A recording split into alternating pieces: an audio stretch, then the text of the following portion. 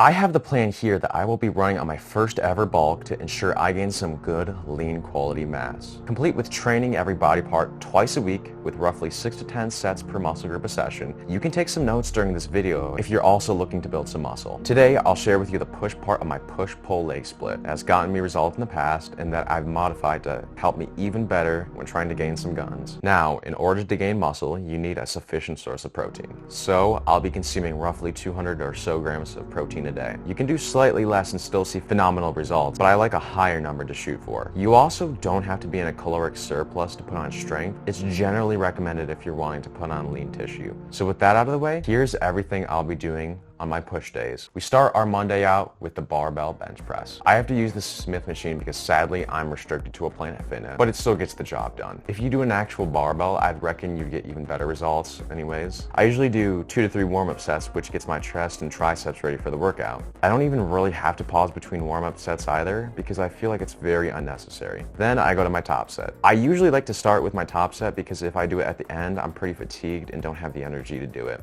I do anywhere from 4 to 6 reps, starting out with 4 reps and progressing to 6 over sessions as the weights get easier. For anyone new to the industry, this is actually called progressive overload, basically just increasing the reps and weight over a certain period of time. I finished my next 2 sets, ending off the 3rd set of bench press with going till failure. But we're not done with the bar yet because we instantly crank that baby up to an incline position to do 2 sets of the incline press. As you can guess, what this does is shift the focus from your whole chest to your upper chest. 6 to 8 is a good range to focus on. I'd like to mention that any sets that are taken within 0 to 4 reps of failure will stimulate growth, if you train and recover correctly, that is. Of course, take the 2nd set to failure. If you're not making silly ass faces, you're not doing it right. But hold on, we are still not done with that Smith machine as we crank it up even higher because we have to do 3 sets of overhead barbell press. 5 to 8 reps is the range I use because a lot of the time I add on new weight and I can barely get it up for 4, so then I kind of just have to stop at 5. You already know it, take the last one to failure before finally cleaning up the machine. Next on the training plan is every lifter's nightmare, lateral raises, where we are doing the dumbbell variation. To add insult to injury, we're gonna do 10 to 15 reps. Yeah, it's mainly because I notice if I go for a higher weight and lower rep on these, my form starts to break down, so yeah. Look at those beautiful faces. I should have a lifting montage of where I record all my pretty little lifting faces.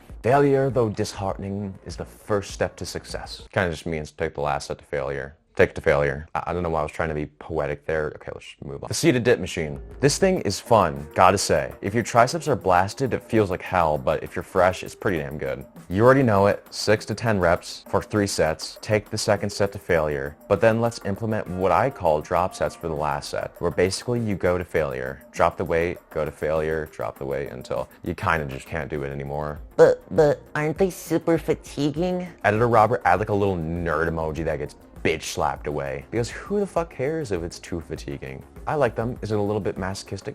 Yeah. But you're at the gym. You're not here to feel good. You're here to feel like you hate yourself. We then fall over onto our next machine, which is the tricep extension machine. I know you can do it on the cables, but to be honest, I prefer this machine because I've always been able to push myself hard on this one, so it's just what I stick with. 3 sets, 10 to 12, take the 2nd set to failure, and make the last set a drop set. So by now you'd figure, aren't you done? No, we're never done here. In other words, all you have left is 3 sets of leg raises, 8 to 15.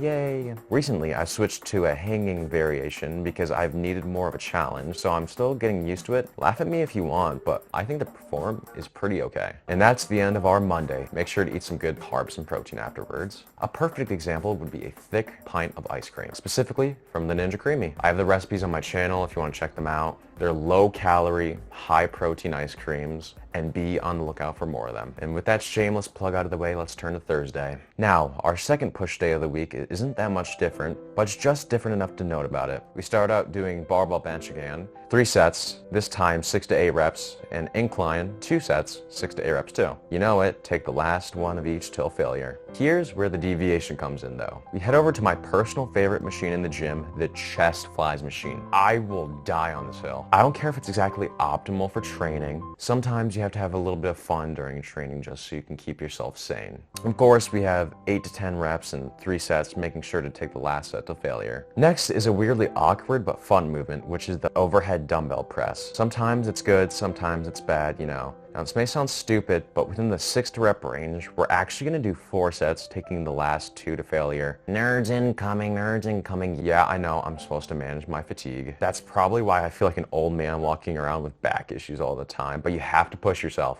And with something like overhead dumbbells, it's definitely something great to push yourself on. Sadly, moving on, we have lateral raises, evil step cousin, cable laterals. This thing is the devil. One week you'll do like 25 pounds. The next you can't even do 15. Nevertheless, we got to do it. 12 to 15 reps of 3 unfortunate sets, taking the last set to failure. It'll make you feel like a failure too. Just as a side note. Of course, we have our prized tricep extensions. 3 sets of 10 to 12. Take the second to failure, and the last is a drop set. Even if you feel so crap from all the volume, trust me, the gains are worth it. Finally, rounding out our push days of the week, we head over once again to the hanging leg raises, where we do another 3 sets for 8 to 15. Just as a little side note, a lot of the times when I do my hanging leg raises, I just pair it with my lateral raises. It's just to save time, to be honest. And with that comes the end of our chest growing, shoulder popping, tricep busting split. I hope you learned a thing or two. After all, that's what this channel is for. If you're enjoying my content, please like and subscribe. Or if you want to check out my latest video, you can click here as well. Thank you for watching, and I hope you join me again sometime.